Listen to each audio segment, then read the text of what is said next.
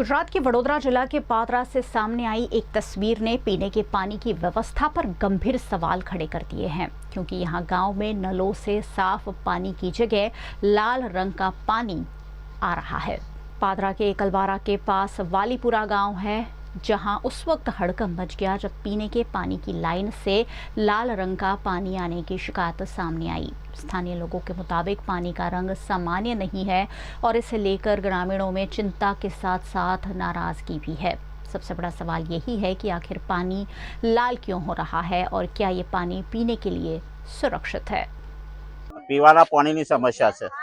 हम तो दर तीजे दिवसे पानी आवे छे, पण शुरुआत में चोख्खું આવે, પછી 15-20 મિનિટ આવું ગંદુ પાણી આવે છે અને પછી પાછું ચોખ્ખું થઈ જાય છે। એવું એ સમસ્યા છે અમારે વાલીપુરા એકલબારા સીમ વિસ્તાર।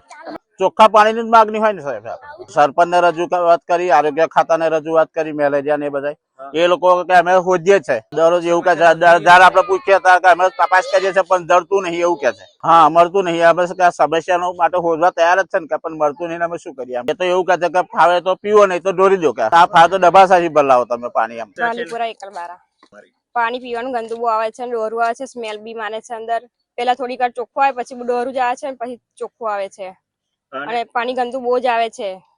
સરપંચ આવે છે જોવા, પણ કશું નિરાકરણ આવ્યું નહીં હજુ। 2 મહિનાથી સમસ્યા છે આવી, લાલ છે ને ડોરું બી છે, એવું જ છે બધું। સ્મેલ બહુ મારે છે પાણી આવે તારે।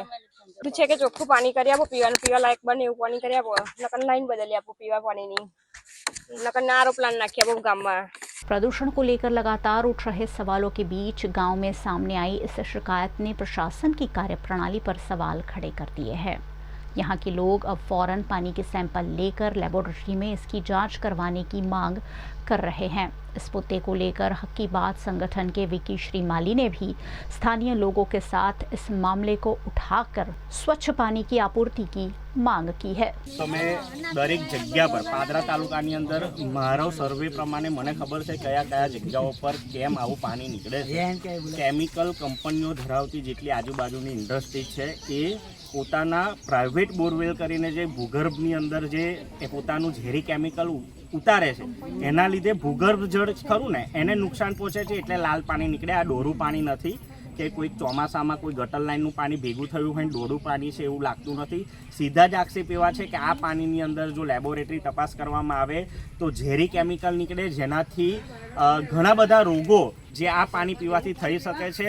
અને ઘણી બધી જગ્યાઓ પર કદાચ પશુપાલકો હોય, કદાચ આ જ પાણી પશુને પીવડાવવામાં આવે તો કદાચ પશુને પણ કંઈક નુકસાન થઈ શકે।